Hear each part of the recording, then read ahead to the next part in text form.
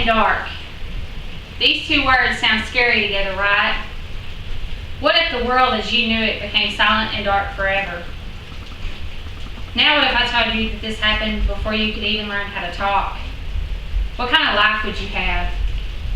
Could you imagine that you would use sign language to learn how to speak? Or that you would receive a college degree? What if I told you you could even go on to become a world-renowned advocate, speaking out for others like yourself?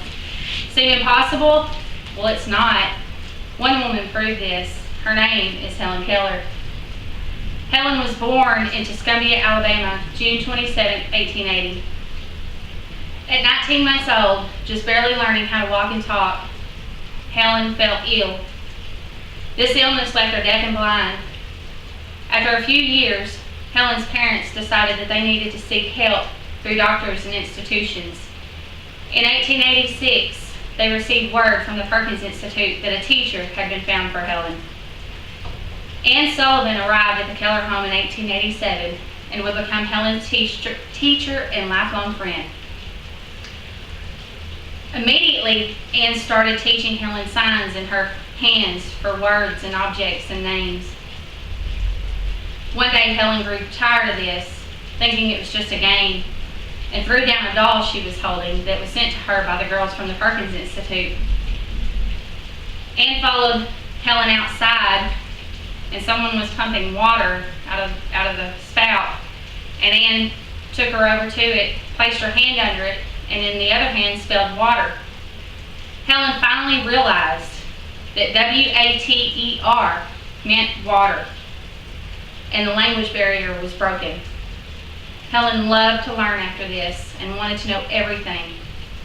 She attended Perkins Institute as a guest in 1889, and in 1890 learned how to talk.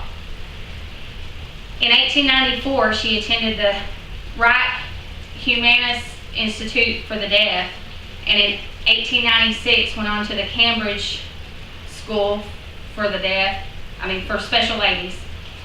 In 1897, she continued her education under private tutors. In 1900, she was accepted into the Radcliffe College, and while attending college, she wrote her first autobiography, The Story of My Life. In 1904, Helen graduated from Radcliffe College cum laude with a Bachelor in Arts, becoming the first deaf and blind person to do so. After college, Helen became politically active and wrote articles for newspapers and magazines and held lectures on various campaigns.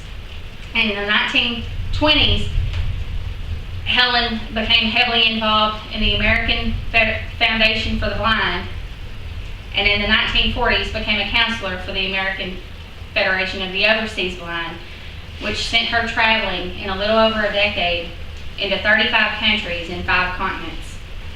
In the 1960s, Lyndon B. Johnson presented her with the Medal of Freedom. And on June 1st, 1968, Helen passed away in her home. Senator Lister Hill of Alabama presented the eulogy, and in his eulogy he stated, "She will live on, one of the few, the immortal names not born to die. Her spirit will endure as long as man can read and stories can be told of the woman who showed the world there are no boundaries to courage and faith." The story of Helen Keller's life truly amazes me, as I hope it does you. And what I take from this is to be strong-willed and never give up. No one is given a script to follow, nor perfect circumstances. Take what you have and offer it to the world, just as Helen Keller did.